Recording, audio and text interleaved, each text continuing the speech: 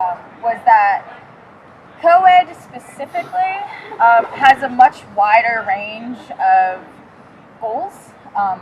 If you think about it, so some teams are out just because they all went to college together or something like that, and so they're just here for fun. And then other teams they want to go to nationals and win everything. And then there are teams that are kind of in between, and they're like, hey, we just wanted to make it to regionals or sectionals or whatever, just win a certain number of games. And for the team that you form, you have to know what that goal is as a captain.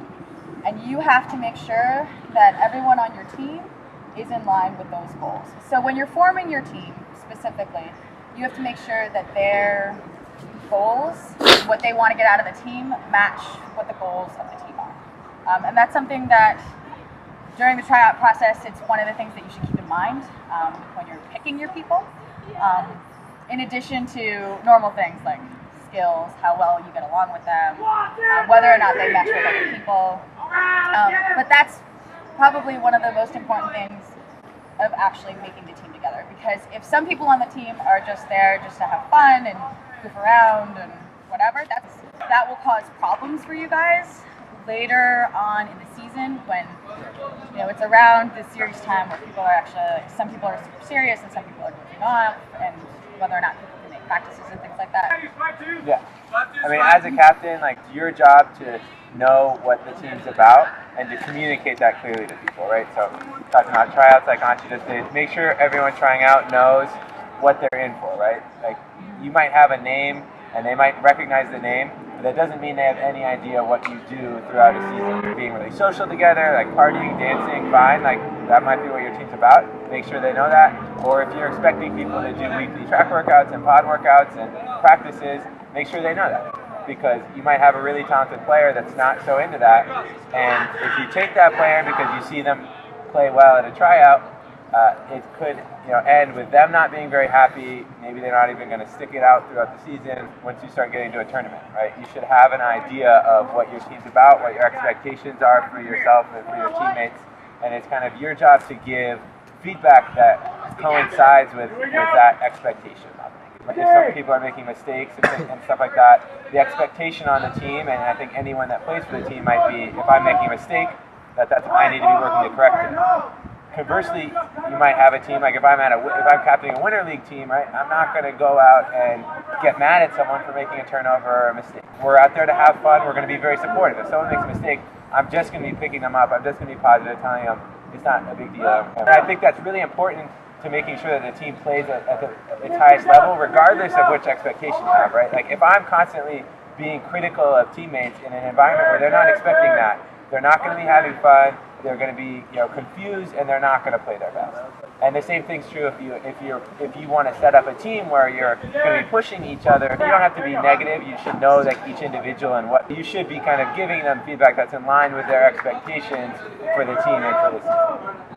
And going along with that, just like co-ed teams are different, individuals are different. So some people like it when you're just really hypercritical of them and you tell it to them straight. Other people, and I think it's not necessarily a gender thing, but I've noticed it a little bit more on co-ed teams. Some people are a little bit more sensitive than others. So sometimes you have to give them, the sandwich rule is something that we've followed. Some of you are nodding your heads like you know what I'm talking about. You say something good, you say the critical thing, and then you end with something positive. So, and that way they know that they're getting something, that they're doing something well, but they're also positive, or something that they need to work on. And that, something that we've done in the past, we give a lot of individual feedback, not only on the field, but then we'll also do it in email form. That's just something that our team does. Some people like it, some people respond to it, and some people don't. If you have a coach, you can do it through the coach. If you have captains, you can do it through captains. Elaborate a little bit on the point about kind of knowing the way people like feedback. Is one, it's definitely not gender specific. So no. You can have either gender is going to be very receptive to feedback, take things personally or not, and I think some focus goes on to people that are kind of take it very personally, and you have to be a little sensitive to the way you give them feedback. But I would say as a captain, especially if you're on a team where you really want to push people, those people are the easiest because I just have to be a little gentler in the way I'm giving the feedback, but they're taking the feedback. It's often actually much harder to coach the people that take feedback so easily that they're not really actually hearing what you're saying, or they're kind of set in stone on what they think the right thing is, and rather than kind of open to what the team's doing and what the kind of goals and focuses of the team are, how the team reacts to certain situations on the field. Like, all these things can be hard to communicate to people, and you do have to be willing as a captain to talk to those people very directly and very clearly about what you expect from them in certain situations. Because if you're kind of giving a compliment sandwich to a person that's just going to hear the compliment and think, oh, I'm doing great, then you're not communicating what you need to be communicating with the captain. So, just to understand and pay attention to your people and knowing the different types. It's important to have a male and a female captain on a co-ed team. If you have to have 2 male or 2 female or whatever, make sure that the personalities are different enough that you have more options of the personality type. Because there are definitely times, even on our team, I feel more comfortable going to Greg than they do to me, and vice versa.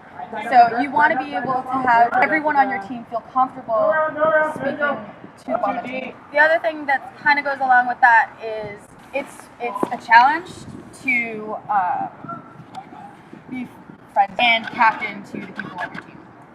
You have to be able to draw the line depending on the team that you have. If you're a really competitive team, you have to be able to know when you show the leadership and when to be buddy. And that's not to say that you can't be both, but sometimes you have to give harsh truths to your friends, and that can be difficult. So you have to make sure that you maintain that respect and that your friends know that you're still friends, but you have to be able to take that leadership, if that makes sense. Definitely. And it can be hard. It's a skill that you learn a little bit over time. It's also good to have if you're on a really competitive team, have some social stuff afterwards so that, once the cleats are off, you guys are buddy-buddy and it's cool again. I think the important thing is really the way you carry yourself in those kind of situations, and that the players will react to that, right? When you're running a practice or giving speeches, you're giving the signals of constantly joking and just really friendly to people, goofing off all the time, then they're gonna be in that mindset of here's a friend, I've hung out with this person all the time, I really like this person, and they're not thinking of you in that kind of leadership captain position. Points where it's your job to set the tone for the team, and then in terms of being respected as that leader, people will see you for the way that you behave. Don't put it on them if people aren't giving you the respect you expect, or if people are kind of not treating you differently as a captain. It's probably because you're not acting differently as a captain.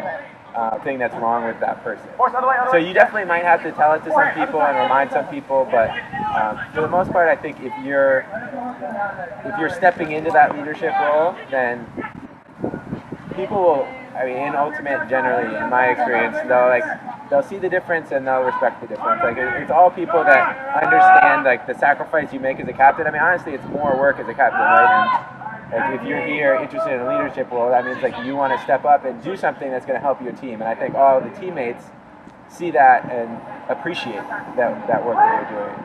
So as long as you're fulfilling those expectations as a captain, then you'll get that respect.